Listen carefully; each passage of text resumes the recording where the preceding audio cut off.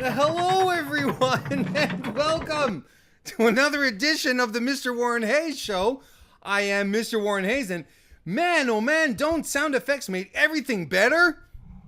Just like starting this episode of the Mr. Warren Hayes Show, which is the SmackDown Live recap for the SmackDown Live edition of April 9, 2019. It is the SmackDown Live after WrestleMania. And I welcome you all to another part of the show here. Let me get myself all settled up here with my little back cushion for extra lumbar support that I had to take away for the opening bit here that you all saw right here on youtube.com/Mr. Warren Hayes, especially if you saw it live, right? Right? Isn't that thrilling? Thrilling stuff, because I do these live every Tuesday night, 10:30 p.m. Eastern Standard Time. Start them off with usually something more apropos as far as entrances go. But tonight I felt like creaky sound effects were well, apparently they're all the rage now with all the kids. And as you can tell with the live chat, because there's a live chat every live episode of the Mr. Warren Hayes Show. When is there not a live episode of the Mr. Warren Hayes Show? It doesn't happen. It just doesn't happen. Every episode is live. And we have a bunch of folks here tonight. We have Shane Haas, who is with us, the most handsome mod, Blaine Mendoza, the most beautiful mod, Kristen Ashley. RJ is here, Kevin Carroll as well. We have Robert Larry as well. Who else? Who else am I missing here? Did I say hello to Kevin? Robert Larry. CM Phil is here as well. We have a bunch of folks. Thank you all so very much for popping in again this evening. And if you're not watching, hang on a second. Wait a second before I get into that. If you are watching live right now, do consider giving a thumbs up on this video. And if you're, or tweeting the link out as well. Twink. Jesus, what's wrong with me? Tweet out the link. Okay. Oh boy. Yeah. So send that out into the universe. Let's get some more people in here. Let's get some more folks here. And if you're not watching this live, well, you can still give this a nice thumbs up on YouTube, and that's really appreciated. It's silly. It's a silly thing to do. It's a tiny gesture, but it does help the video. It does help the video. Whatever I'm doing here, progress within the YouTube algorithm, and it helps out a great deal. You have no idea how it's so easy to just do that to support what I do. Or if you're watching this, anytime you're watching this, whether live, whether just thumbs up the thing, and that's fantastic. And you can also listen to the Mr. Warren Hayes Show on your favorite podcasting application, whether it be Apple Podcasts, Google Podcasts, Stitcher, Spotify, Podbeam, Himalaya, whatever. The Mr. Warren Hayes Show is there, all platforming. You just type Mr. Warren Hayes. And then once you're there, a great way to support it is to drop a review, a follow, a subscription, whatever the platform uses, or a heart, a like, whatever the platform uses, the application uses to show support. Just do it. And it's so simple, and it's easy, and it helps. Every little bit helps just to grow the show, make it, help it reach out to more people. Because I have an ego, it needs to be fed. You can ask certain people in the chat what kind of ego I have. Ooh, look at the camera's blurring. Camera is having trouble with zooming. There we go. It seems to be settled now. So there we go. So that's fantastic. And as always, as usual, I appreciate your support. And I appreciate everyone being here. I think we're going to have a good time tonight talking about SmackDown Live. But before we do, remember tomorrow night is Wednesday. I do my live 205 Live NXT UK recap show. Not here, though. I do it on FightfulSelect.com, the premium service to Fightful, your number one destination for all combat sports related news, including pro wrestling, boxing, and MMA.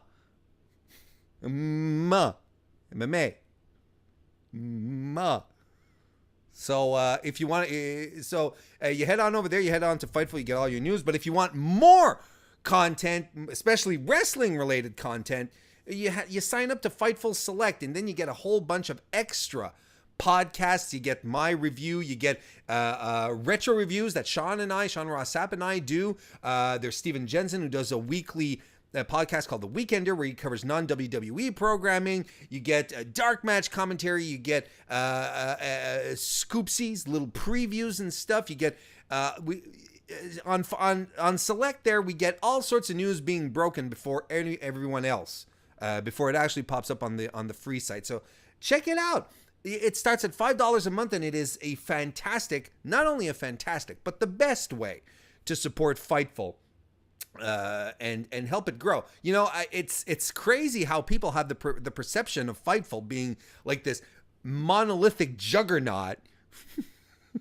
I might be slightly exaggerating, but you know, like it's this huge site that's been operating for eons, you know, and that's fantastic. But the site is barely even 3 years old. It started in 2016. It's still very much growing, and we appreciate everyone who supports us over there. So feel free to go ahead and do that. And one good way of doing it is, subscribing and coming to watch my show every Wednesday night. And I do it live as well, just like I do here. So that's fantastic. And then I'm doing more stuff this week. I'm recording more things. I will be joining. I'll be joining RJ, my pal RJ, who's in the chat. He's invited me on his podcast called Revisionist Booking, where we're basically going to tear down a card, an old card, and rebook it. Reuse the people who were on the card there and rebook it to something more tasteful. We're doing WCW Spring Stampede 1997. That should be a blast. I'm recording this on Thursday, and then this weekend I will also be recording an episode of Why We Watch, which is Darren Kirkby's, also known as Mags. Darren that's his podcast that he started, where he basically interviews wrestling creators, wrestling fans, wrestling content creators, I should say. And gets to know why they started watching wrestling. You know, we sort of dig in. It's going to be like an interview kind of thing. Darren does a great job with his podcast. It's always super interesting. So I'm going to be recording that this weekend. Plus, there's a new edition of the Division, Fightful's podcast on for women's wrestling. That's happening this weekend as well. So lots of stuff happening. Of course, the Division is Kristen Ashley's podcast. I want to put that over very, very clearly. It's not mine, but it's fantastic nonetheless. So be sure to tune in for all that great stuff. Lots of stuff popping up. Your boy Warren is spreading himself thin as per usual. So Blaine right now is watching 205 Live and is enjoying posting spoilers in the chat if you're interested regarding that.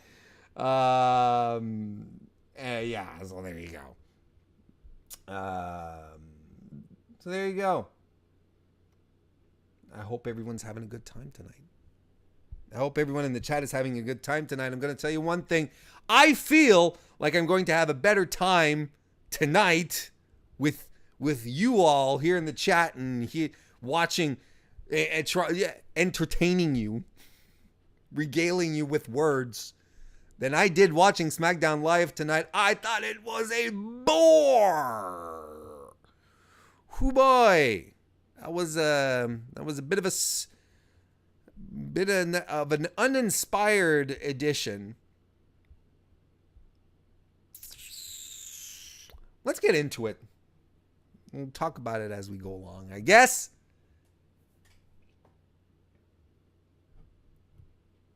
Just talk about it as we go along. We'll start up with the New Day. Coming to the ring. Nicely decorated ring to celebrate Kofi Kingston's brand new, freshly acquired WWE Championship. The audience is super hot for that. You know what I don't understand? I'm going to tell you guys. There's how you doing, Richard Storm? There's a lot of people on Twitter, and I've seen this take happen so much. People going around saying, you're putting the belt on the flavor of the moment, Kofi Kingston, instead of actually building someone, you're just gonna put it on, on some dude, who's popular right now. And I'm like, what? And I saw this take once, on Monday, like Monday morning or something, but they're proliferating. I'm seeing these takes more and more. This idea that we shouldn't put the title on Kofi because he's some kind of flavor of the moment. Listen, you cold take experts. What WWE here has done is something that every wrestling promotion should do. And it is take the time to listen to crowd reactions and book appropriately so that people will get excited about the product and actually pay money to either subscribe to their network or buy tickets to go see a show. They're doing exactly what they should be doing. Now, yes, Kofi's ascension to the WWE Championship was a bit of was happenstance. You can sit here and ponder all day. Well, what would have happened if Ali hadn't been injured? Ali was injured. Mustafa Ali was injured. So there's no reason in trying to retro book this. This is what happened. Okay? They pivoted whatever plans they had because they saw a groundswell of support. They saw the organic build and they're like, you know what? Let's make some money with this. And there's no thing about this being a flavor of the month thing, especially considering that Kofi has been in the company for over a decade. And he is currently the longest tenured, or what was the stat? The wrestler who's had the longest consecutive tenure or stretch of time, like uninterrupted stretch of time in the company right now. Like hasn't taken any breaks, hasn't been on, because of an injury or whatnot. He's been like 11 years straight wrestling for WWE. So it's not a flavor of the month thing. This is just like a natural progression, and it's also proper storytelling. And you can say whatever you want. And I said this on the WrestleMania review that I did on Fightful, which you should go check out if you want my full WrestleMania thoughts, over on Fightful.com, not select, just plain old Fightful. We have to, as much as we like to, or not necessarily like, but as much as we critique and take exception to what WWE sometimes do, we have to occasionally take a moment and be like, you know what, WWE, you done good here. And as far as Kofi Kingston goes, right down to the bloody match, everything was done really, really well. And congratulations, WWE, for listening to the room, doing something that the people would get into. This is fantastic. Right? Now, I don't understand. So I don't understand what these takes are. I just wanted to put that out there. Like, it's really strange. And I know this is a minority of people because the majority are really digging this, but it just blows my mind that some people are like, well, WWE needs to listen to the room. And then when they do, it's like, no, flavor of the moment.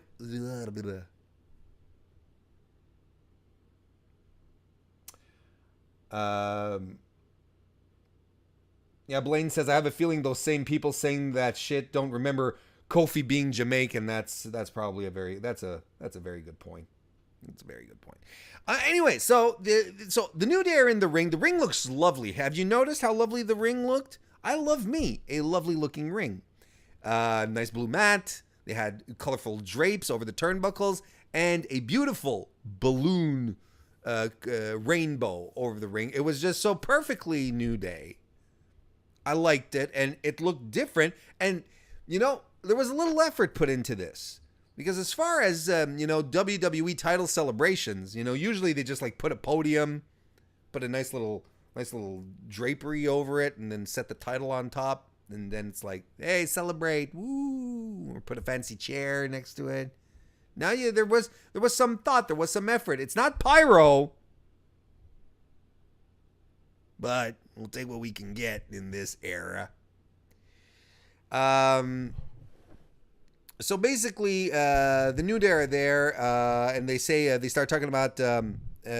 Big E says that they were there on Raw last night to make history. And I think it's Xavier Woods that said, "Oh, you mean that nasty full split you hit, Big E?" And the crowd starts chanting one more time. So Big E obliges. Everything is better with Big E. It really is. Big E does the splits. And the crowd cheers, and they're popping for it, and Big E starts going, we're heavy on time. We got to keep it rolling.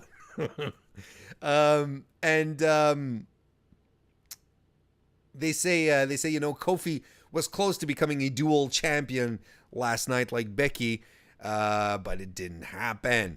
And Big E says, you guys know about us mostly due to our nonsense and our crude humor, which is mostly about butt stuff. It's always about butt stuff. It's butt stuff, and he's kept saying butt stuff over and over again. I'm I'm kind of curious. What is this butt stuff that he's talking about? But he says they're here to celebrate the career of Kofi Kingston. They're being serious a bit here. Xavier Woods says, that he remembers watching Kofi debut, and when he finally made it to WWE and met Kofi, it was like meeting one of his heroes. And Xavier is one of the most, you can tell when Xavier is one of the better, performers that they have, at least as far as mic work goes. When he's being goofy, but man, he can turn up the sincerity and the earnestness like on a dime, and it felt very, very heartfelt. Big E says that the bond they share is to reshape the culture and change history, and that's what they did on Sunday. So on behalf of everyone in the WWE universe, congratulations and thank you, Kofi Kingston. Kofi says that this wasn't in the cards, but here they are. He gives a shout out to his family who was there, putting over his son, who was a hallmark of last evening's, not last evening's, but WrestleMania, where he jumped on the turnbuckles and started to work the crowd and tossing T-shirts into the crowd, which I popped for. I thought that was great, and the audience also chants for his wife, Chi-Chi. Chi-Chi. It's not a name I would pick for my kids, but it's fine. It's fine. It's easy to remember. But then the bar comes out again, saying that they saying to Kofi that he owes them a big thank you for saving his skin from Seth Rollins last night, because he was about to lose the title, and they offer up a 6-man tag match, saying that they made a friend over on Raw, and that friend is none other than Drew McIntyre. So that stuff made me happy. Want to say hello to Les Moore in the chat, JPQ, and Anthony from Smart to Death. Whole bunch of great people popping in. Glad to see you, Les. I think it's the first time you have the opportunity to pop in. Good to see you, sir. So there we go. So at least tonight, they're setting up the main event as a tag team match instead of getting our hopes up and then swerving us. Anyway, this was a fun little segment. I enjoyed it. I think it would have been just a little more special if we hadn't seen Kofi the night before. I think that would have been. It would have added to the moment just a little more. Of course, Anthony comes into the chat and starts talking about eating booty, and I'm not going to read his whatever he's talking about because I don't understand. CM Phil says that video of Big E making Xavier laugh when he was about to cry is why the New Day is special. You can tell they're real friends. Absolutely. And I will said it once and I will say it again. Never, ever split up the New Day. Never, ever. Next, we have another six-man tag team match. Aleister Black and Ricochet and Mustafa Ali versus Shinsuke Nakamura, Rusev, and Andrade Cien Almas. I can't get used to these to just the names. I'm glad to see that Shinsuke is getting as much mileage as possible from his Carmen Sandiego pup tent. That's really, really great.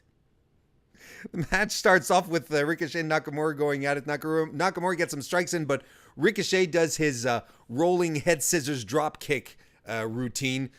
Nakamura then with a spinning kick allows Rusev to come in with some stomps, and not only with some stomps, but some Rusev Day chants. So, but of course we're in Brooklyn. They do whatever they chant whatever the hell they want. Combination knee lift suplex by Rusev and Nakamura follows. The heels are doing a good job keeping Ricochet in their corner. Ricochet, pretty much the babyface in peril for this match. Ricochet hits a neck breaker on Rusev and tags Mustafa Ali in. Pop-up dropkick follows. Black then comes in with some strikes. He and Ricochet then does their double team combination knee strike and dropkick moves. Black does the springboard seat and is joined by the two other dudes who all sit cross-legged in the middle of the ring. Always gets a good pop from the crowd. Who else would they get a pop from when you think about it? Back from commercial, Rusev has Mustafa Ali in a bear hug. Thank God that happened during the commercial because it didn't last for long. Ali gets clotheslined to the mat. Black and Andrade come in next. Combination offense by Black. Lion Salt covers Almas, but Shinsuke and Rusev make the save. And that allows Ricochet to hit a missile dropkick on both dudes. Ricochet then goes to the outside. He moonsaults off the barricade onto Rusev, but he gets kicked down by Nakamura. Black then waits for Nakamura to come back, or at least jump up on the apron. And he kicks Nakamura, keeping him out of the ring. He gets rolled up by Almas, though, he being Aleister Black, but he kicks out at 2.9. Mustafa Ali gets in, hits a reverse Rana on Almas, hits the 450, and gets the pinfall cover and win. So we're all applauding the great job of the babyfaces here. Until Randy Orton comes out of nowhere with an RKO. That just plants Ali in the middle of the ring. Rusev then comes in, sort of taunting Mustafa Ali.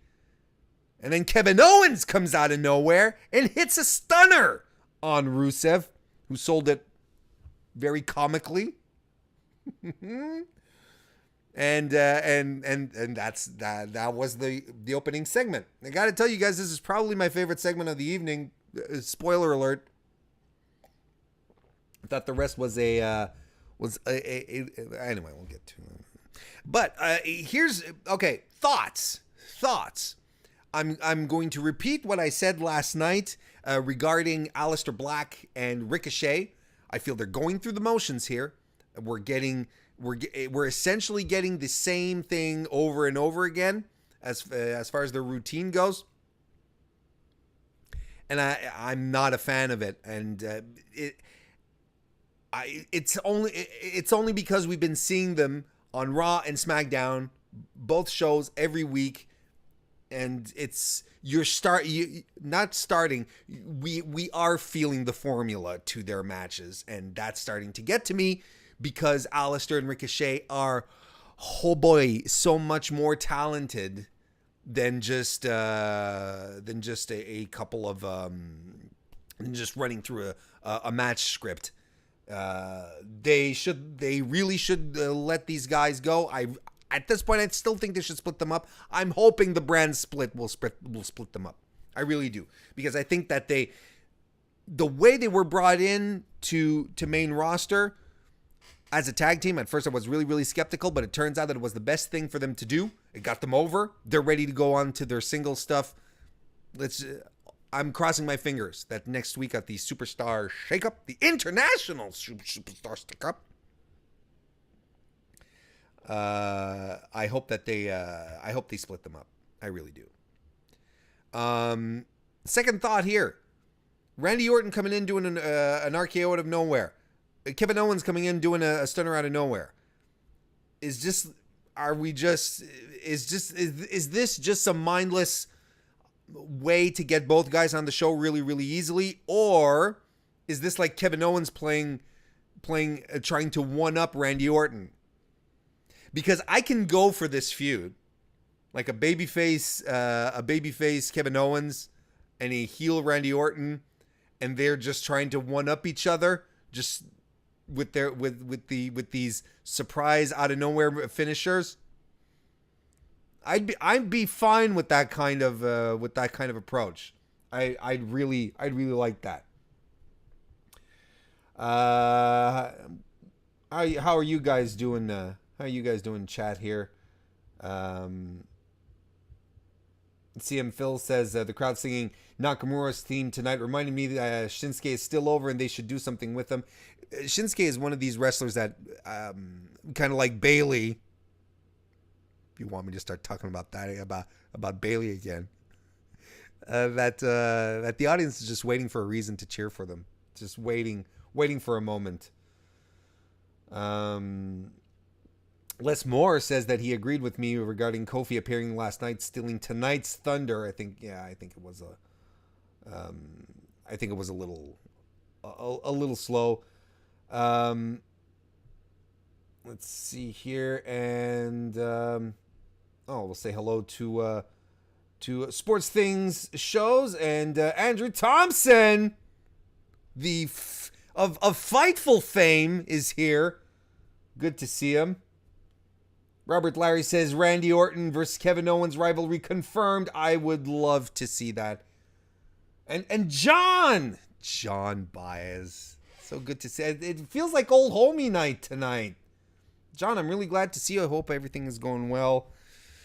All right, let's move on. We get the Usos cutting one of their trademark promos on the Hardys, because we're getting the Hardys, or we got the Hardys versus the Usos tonight. If that's, I don't know why we didn't get it at WrestleMania. Probably to give the Usos another WrestleMania win. That'd be my only logic at this point. But hey, after this promo, we got R-Truth and Carmella in the ring. R-Truth puts over the fact that not only did we get the largest 7-second dance break in history at WrestleMania, he also says that Carmella defeated Andre the Giant at the Royal Rumble. I thought that was a perfectly delivered line.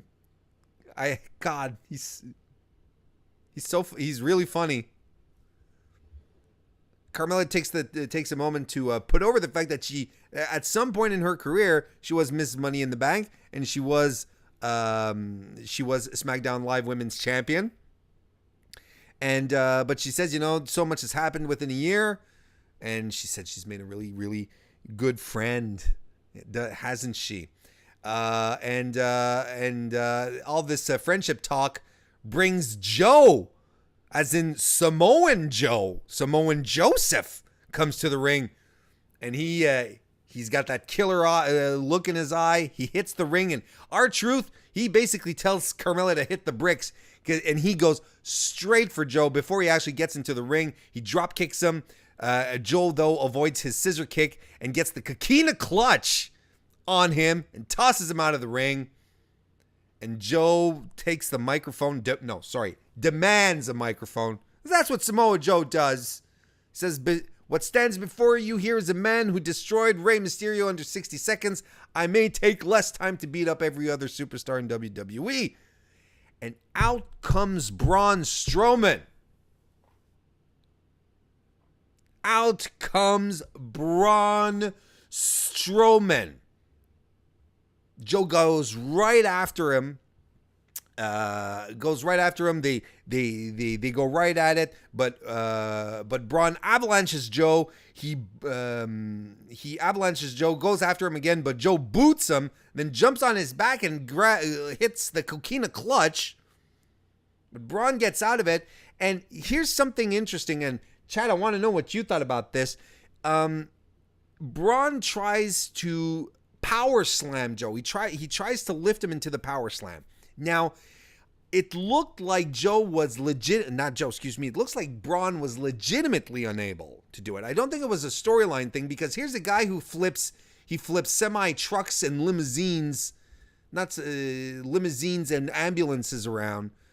I don't think he'd have all that much trouble, like storyline, lifting Samoa Joe, but he did seem to have trouble, and I don't know if it's Joe who dead weighted him.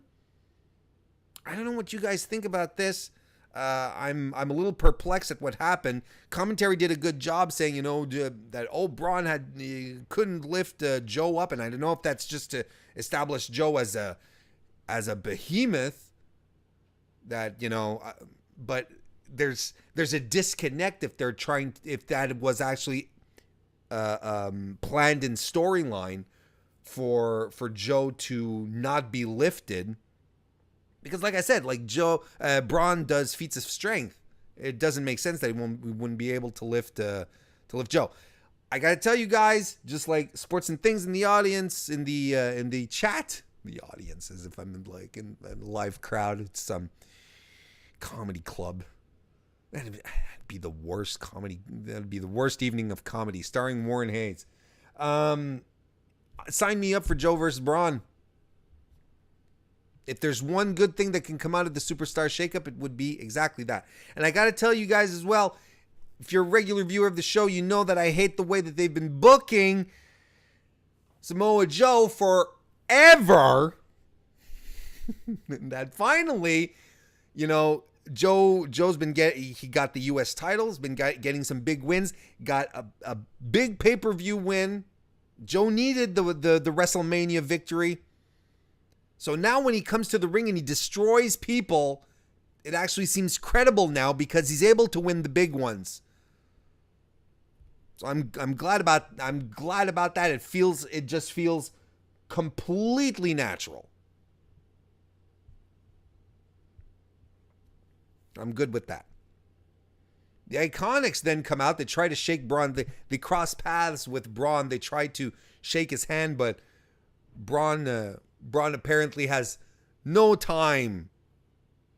He's got attitude. He doesn't want to shake no hands. He just wants to give them. Have people get him. Doesn't want to shake them.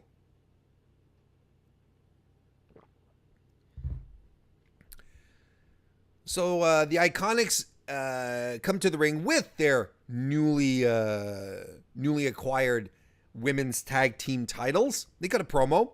They say they defied all the odds to win the tag titles, and they're going to be fighting champions, and they have set up their very first match this evening against one of the best tag teams in Brooklyn.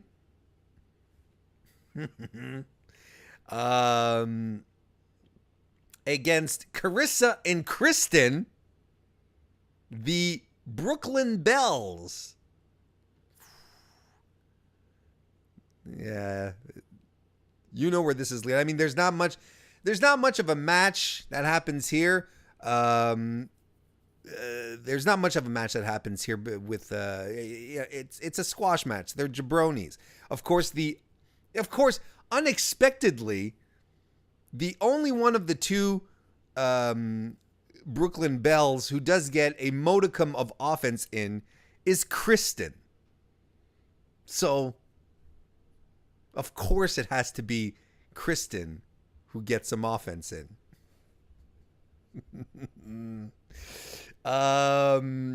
So basically, the Iconics do their stuff and they win. Not a bad showing by the Iconics. I hate their finisher. I really do. It doesn't look good and it's convoluted and I hate it. They should change it Please, please, please, please, please.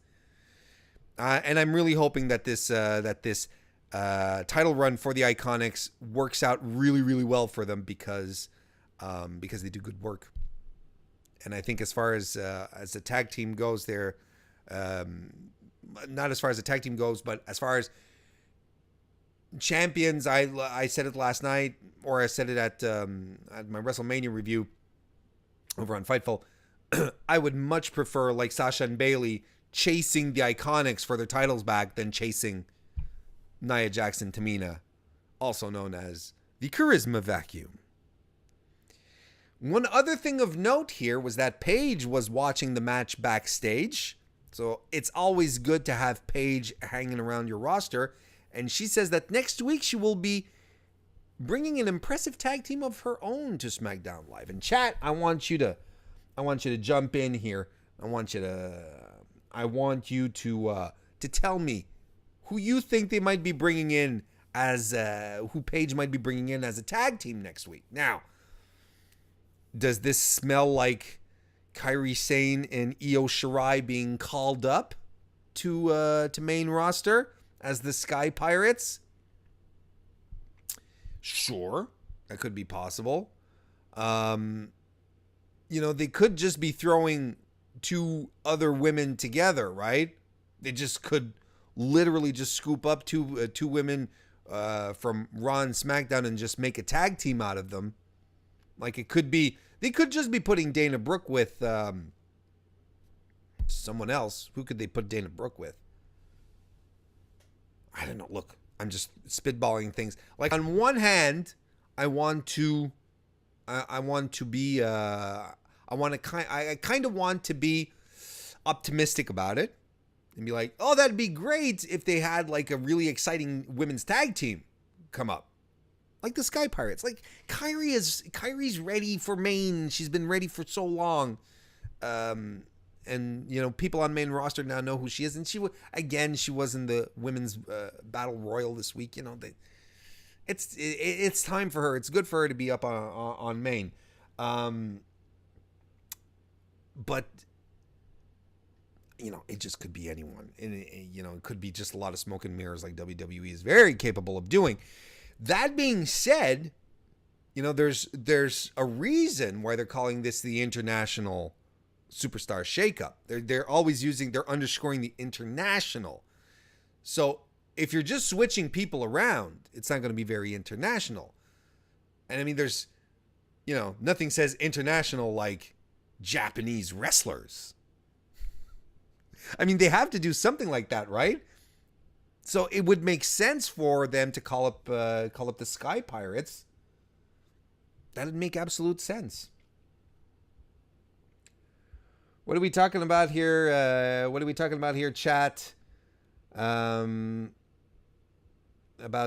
what are your? Oh, Les Moore says Rhea Ripley and Reina Gonzalez. Oh my God, that's since I've seen them on the live circuit for NXT, they've become my dream team.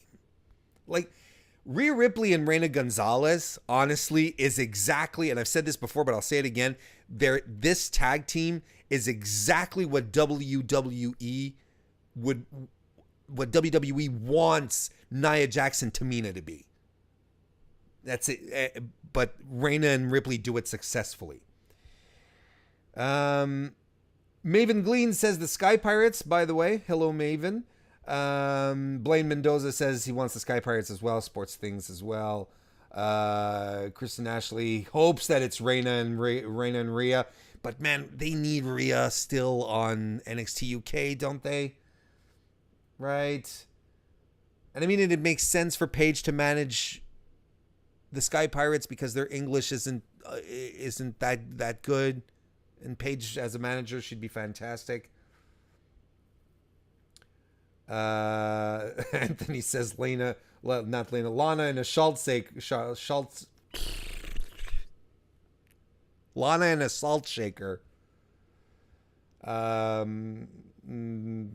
about the Bellas? They're retired. Yeah,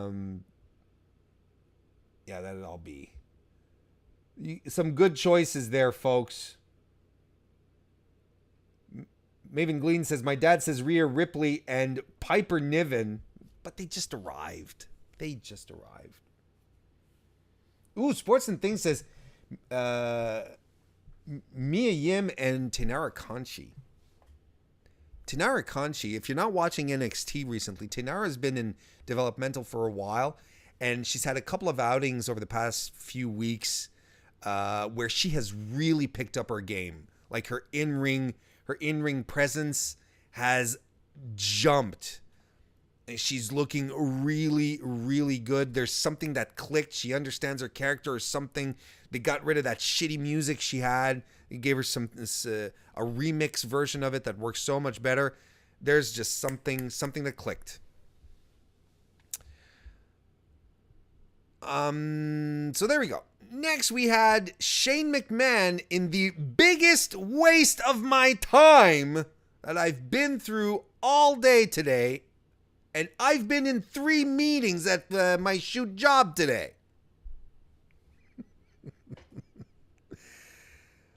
Oh, yeah. He comes out with the cup. And he says, people came to see me. They filled up MetLife Stadium and paid to see me defeat The Miz. Now that The Miz is in his rearview mirror, he's ready to move on. But he's still talking about The Miz, and he's talking about Miz's dad. And he says the Miz's dad punched him in the eye, and that's why he has a shiner. Audience chants, you deserve it. And then he does the Greg Hamilton introduce me properly thing again. Where Greg Hamilton says, I was accosted by Brooklyn folk on my way to the arena who threatened me if I were to introduce you, Shane, in that same fashion again tonight. I don't think it. I think they might be overstating the importance that people put on Greg Hamilton's introductions. Don't think that happened. That's very much fantasy booking right there.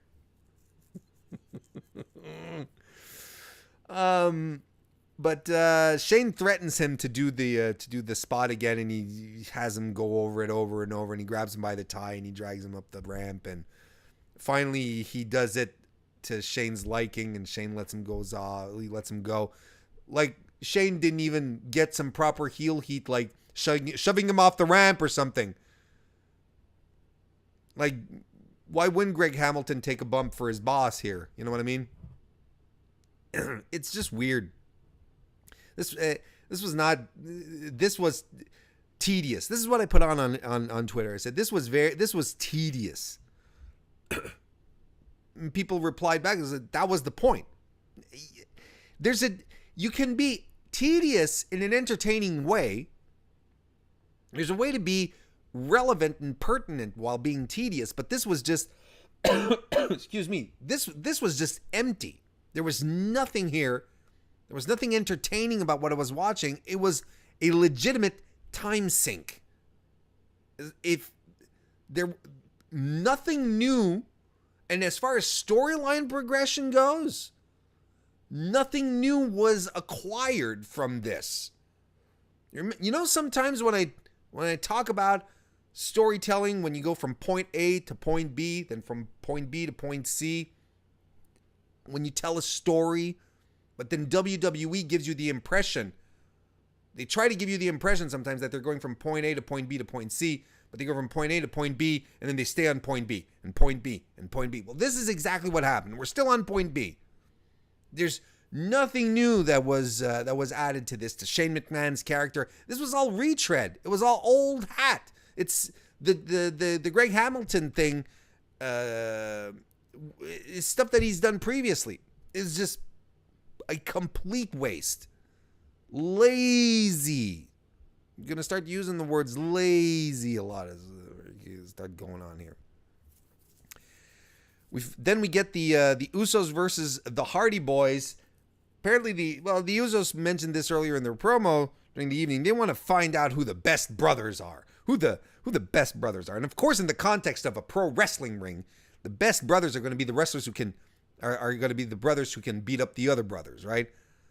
Whereas in real life, you know, the best brothers would be, you know, those that you can call upon, you know, when you need to move your freezer out of the basement and put it out on the side of the street because it's not working anymore and you just want someone to come pick it up. The best brothers will be those who, who call you on a lazy Saturday afternoon to come have some cold ones, you know, at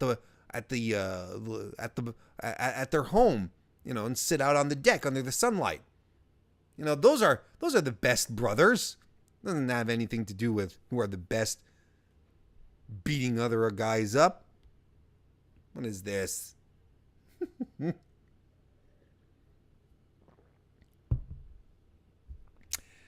So the Hardys start off strong and they work Jey Uso down to begin with. But Jey eventually gets Jeff into the Usos' corner. Jimmy comes in with a punch and some chops. But the Hardys battle back. They do some double team offense. But the Usos miss a spot, and but they miss a spot, I should say. And Matt eats a Samoan drop. And there was a bit of miscommunication.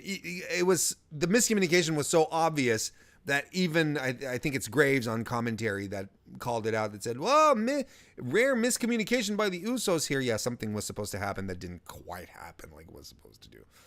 Matt rolls to the outside. He gets driven into the barricade by Jey.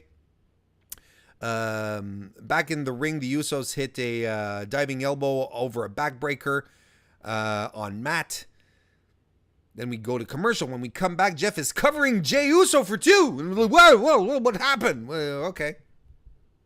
Jimmy goes for the whisper in the wind, which I thought was really funny. He misses it. And then Jeff goes up top and he hits it and covers Jimmy for 2.9. Poetry in motion follows. Side effect. Matt covers, only gets 2. He tags Jeff in, but Matt eats a super kick.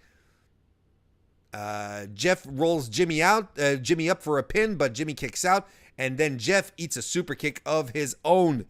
Jey goes up top with a top rope splash, covers, but Jeff kicks out, and the Usos are shocked, I tell you. The double top rope splashes are avoided. Matt comes in, hits a twist of fate, swanton by Jeff, and the Hardy Boys are your new SmackDown Live Tag Team Champions. If you want to believe that. And folks, what is the absolute best way to put your newly crowned tag team champs over?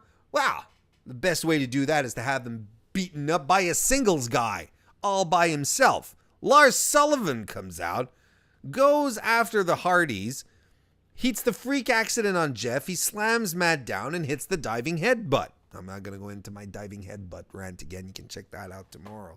Not tomorrow, but on yesterday's episode of the Mr. Warren Hayes Show. But that was dumb. And the match was fine. It was just a little uninspired. And I think it's a bit weird. I think it's a bit weird that they're putting the titles on the Hardys. The Hardys saga over the last year or so was really strange, with Matt apparently retiring and the rumors of Jeff's injuries, and I don't understand. Like, the Hardy Boys are, it's like they're in this bubble here. I don't get it. Becky Lynch comes out next. She gets, of course, a huge reaction. Becky 2 belts, the champ. She says she tried last night on Raw. She tried to celebrate, but was interrupted by Lacey Evans. And I'm gonna come out here and say, wrong, Becky. You were not interrupted. Your promo was done. You dropped the microphone and you were making your way out of the ring when Lacey Evans then came down to do her strut thing. You were not interrupted, Becky. You trying to pull the wool over our eyes, Becky? You think you can, now that you're champ, you can just say anything you want? You can say all sorts of garbage. It's not going to fly with me, Becky. I'm going to keep you honest. I'm going to keep you to a higher standard, Becky. Becky!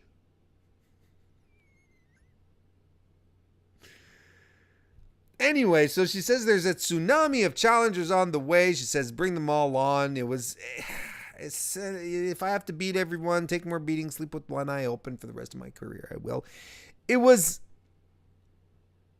pretty much a rehash of her promo from Raw. And she starts walking back up the ramp, but Lacey Evans runs in and blindsides her and cracks the women's right across Becky's face, which Becky sells tonight because the women's right is her finisher, Lacey Evans' finisher, and there's a bit of a stare down. Very lazy stuff, if you ask me. Here again, nothing inspired here. This was some lazy booking, because it's essentially what happened on Raw last night with just a wee twist. But yeah, that's most of what I thought about this episode tonight. I thought, anyway, I'll get to that. I feel like I want to talk about it too much. Sports and Things says Usos to Raw. That'd be interesting. CM Phil says, I saw someone on Twitter say now that the Shield is over, Roman would start a stable with the Usos. I also think Raw needs a team like the Usos. Yes. Raw needs a lot of good teams.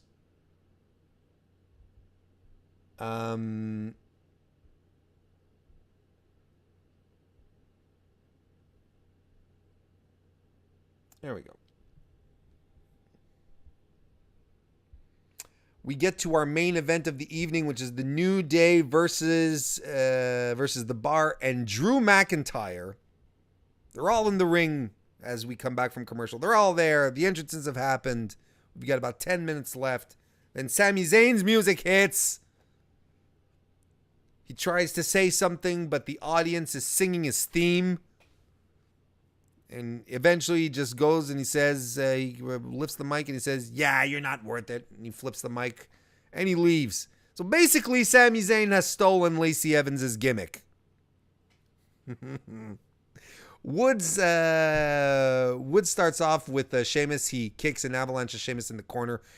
A big spear by Big E follows. Kofi then knees Sheamus down, covers him, but only gets two. Woods is off the second turnbuckle with a double axe handle on the arm, on Sheamus' arm that Kofi is holding in a wrist lock. But the heels get back in control. Xavier Woods ends up on the outside, and Drew McIntyre performs the only offense of this entire match, hitting a reverse Alabama slam onto the commentary table, using the body as Xavier Woods. Back from commercial, Big E is throwing belly-to-belly overhead suplexes on Cesaro. Hits a big splash, goes for the YOLO dive, but eats a Cesaro knee. Cesaro goes up top, hits a crossbody that Big E was obviously supposed to catch, but he doesn't. He tumbles backward. They roll around awkwardly a little for a pin, but Cesaro kicks out at 2. There's then assisted white noise on Big E, covers him, but only for 2. Sheamus then hits a swinging backbreaker on Xavier Woods. The bro kick is avoided by a big clothesline from Big E. Kofi then comes off the top rope and splashes Sheamus off. He does his big dive to the outside, and the Trouble in Paradise on Sheamus assures the win for your WWE champion and his teammates of the New Day. This was extremely paint by numbers, and it was not half as engrossing as my expert reviewing skills might lead you to believe. And I actually thought this was kind of dull. And positives is that, like I said earlier in the show, at least it didn't try to to set up a main event and then swerve us with a tag team match. They gave it us straight off the bat. And I was like, why did they bring Drew? He just hit one move and then that was it. But then people tweeted at me, because I tweeted that out, and people tweeted at me that apparently during the commercial he was removed from ringside with some medical personnel. He looked really angry. So I'm hoping that Drew is okay, because that would suck. But if he's not injured and this was part of a thing, what was the point of bringing Drew over?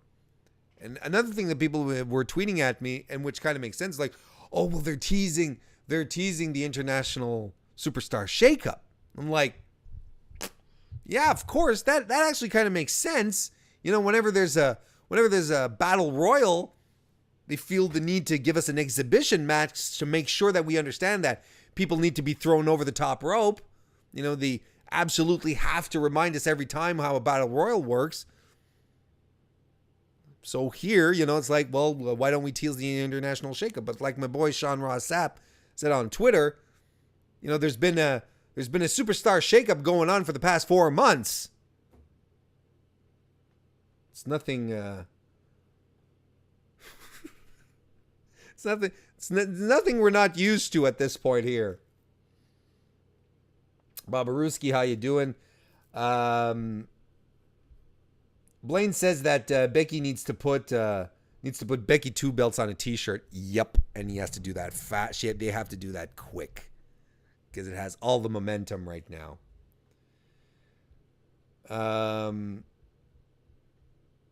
CM Phil says, couldn't we have seen any of the other women since they got screwed for the last 2 weeks?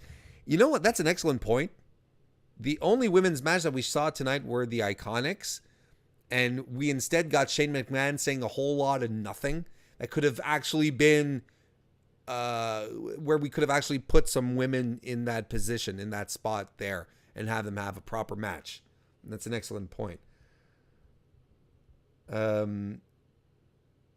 Dolphin Ziggler says Becky needs to drop Lacey Evans as she's doing her walk across the stage. That'd be fun. Les Moore says that Drew McIntyre is potentially injured. Hope it's nothing serious.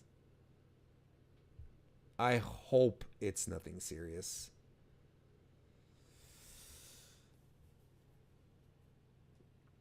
Ugh. Well, I got to tell you guys, I thought this was a very lazy edition of SmackDown Live. I thought that everything was very cookie cutter. There was nothing really extraordinary, aside from the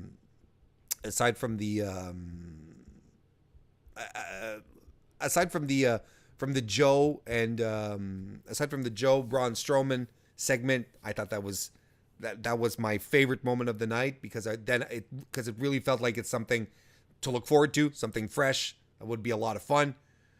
RKO, the RKO and the Kevin Owens stunner were interesting, but purely as far as speculation goes, because otherwise it just feels really random. But you know, instead of me sitting here and harping on how lazy WWE has been, you know, they've been putting together 4 days of wrestling. If you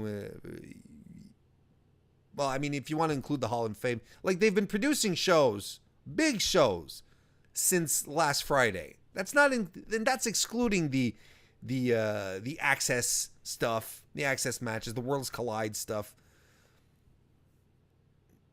I mean, I can understand that at some point you're just like, look, we're burnt out. Let's just move on. And I get that, and I appreciate that. But maybe they can also take that as a sign that maybe there's a little too much content. Maybe they're doing a little too much, trying to pack too much in. That could be something that they could just, you know, if they want to do a little introspection. Why are we burnt out? Well, maybe it's because We put on a TakeOver, a Hall of Fame, a 7-hour WrestleMania, then 5 more hours of live events on Monday and Tuesday. Maybe we're just a little spent. Could be. But yeah, you know, despite the fact that they've been putting on all these shows and, you know, running themselves a little ragged, I also think that one of the reasons why the show felt the way it did is it was really a transitional show and that they're saving all sorts of stuff for the Superstar shakeup next week. I really feel like it's just a go home show for the shakeup next Monday. I really do. I think they're just holding back on some stuff. But they made some questionable decisions. There was no point, no rhyme or reason to Shane McMahon coming out for his promo tonight. Not that long. They really could have put a women's match in there. Anywho, it was nonetheless a fantastic weekend of WWE programming. And, you know, WWE is a huge machine. They put out a lot of stuff. They put out a lot of content. And we have a tendency as wrestling fans to crap on it because it just requires a lot of our viewing time. But you have to appreciate the amount of work that's put into this at every WrestleMania season. It's really, really crazy. It's just nuts. So, I mean, hats off for the production, for everything that they do, for the talent, everyone.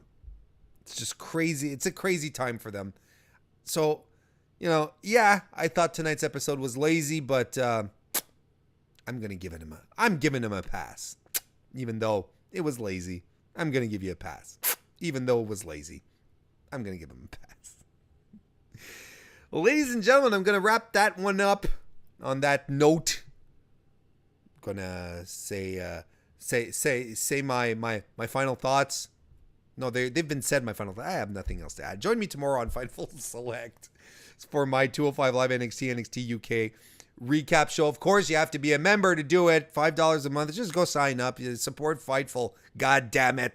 Can't tell you how much. I keep telling you guys, just do it. Just go ahead and do it. I also want to thank everyone for popping into the chat this evening. It was a fun time. Tonight was one of those evenings where I wish I could like be 100% focused on the chat and just have a good time with you guys. But, you know, then what would happen on stream? You know, I could ask for a Bray Wyatt puppet. could have the Bray Wyatt puppet do some stuff. Anyway, okay. I'm trying to wrap things up here, guys. Thank you all very much for watching, and I will see you next time.